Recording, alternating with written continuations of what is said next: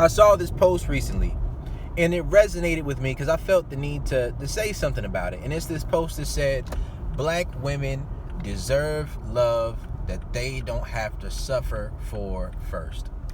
Now, on the surface, this sounds like a beautiful thing. At the surface, this sounds like it's awesome. But really what it's saying, it's shaming into premature integration. You get what I'm saying?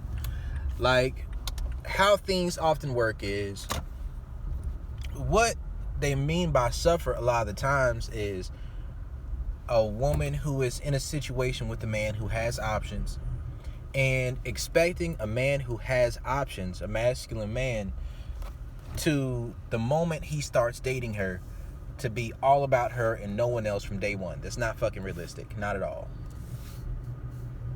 Even if I have a capacity to love you, even if I think you're a great person, even if I do think I could see myself with you, that's just not smart for me to stop fucking with everybody else just the moment I meet you. That's actually one of the biggest mistakes you can make when dating women. Because when women say certain things, they're ignorant or oblivious to their own nature because they're speaking from the perspective of their social programming. A lot of what they mean by when people say that a black woman, she deserves love, she doesn't have to suffer first, mean that she needs to get her way without having to be feminine and submissive. And she needs to get her way without being broken down and built back up. Because that's what that really means. You know, sometimes a woman has to get broken down and built back up. Some people don't agree with that. Here I talk masculine and feminine dynamics. I talk sexual polarity. And some things are just about the man. You know what I mean? Some things are just the man. It's the man's fault. Some things it's just the woman, her attraction, her desire level for that man isn't high enough.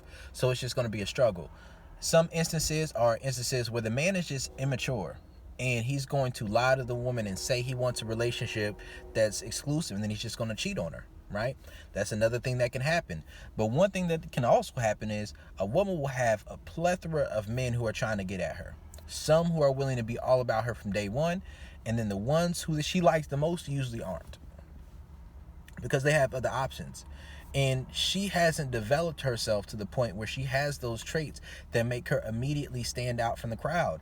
And it's not because the man just doesn't see her worth or see her value. It's because she hasn't developed that in a way that's actually attractive and desirable to a man. And even if it is, he needs to make sure that she can do that consistently, that she can be that person, and that she's not just baiting, switching, or putting on a front.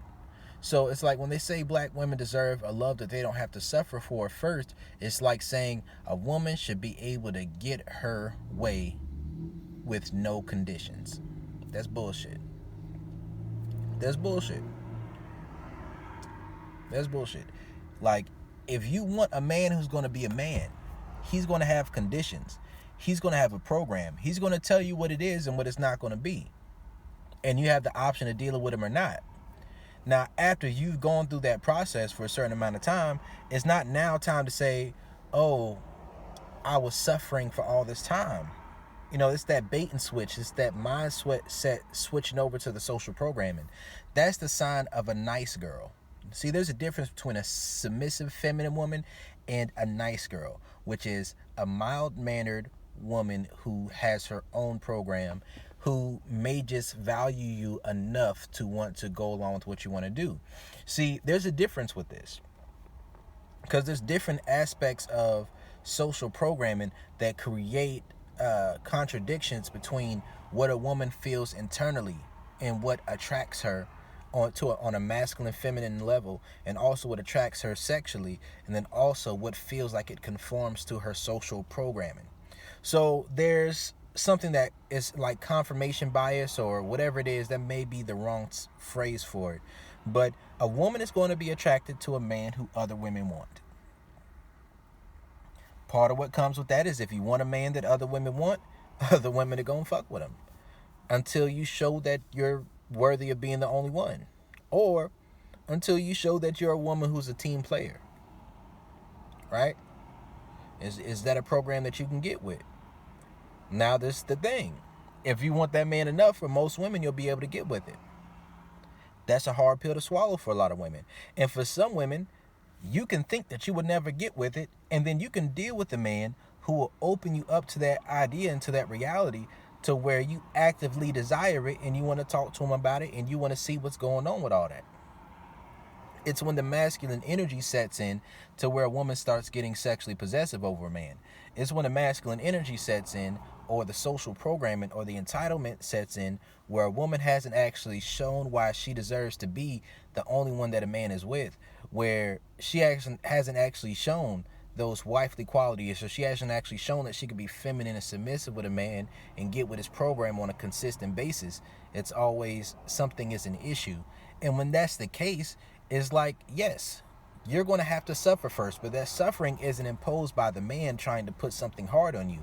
That suffering is imposed by you having a mindset that contradicts itself. That suffering is that you're going through a process that is going to beat down that masculine energy until your feminine energy can flourish, until you can be feminine and submissive with a man. And if you're not prepared for that mentally, then that's going to be a very rough process. And that's what I call the daddy-father dynamic, or the daddy versus father, right? So one thing that can happen with this is, if you're not getting into your feminine submissive energy quick enough, and you're not getting into it deep enough, and you're still on your nice girl energy, which is different than being feminine submissive, or you're in your brat energy, then what's going to happen is you're going to make a lot of mistakes that are going to cause that man to either tax you or charge you, and you're going to have to come back begging, or it's going to be situations where, you're going to get checked, or that man is just going to be cold to you and stonewall you and just treat you in a way where he's treating you how you're behaving. And when you are not feminine and submissive with a man who's masculine and dominant, and he treats you how you behave, don't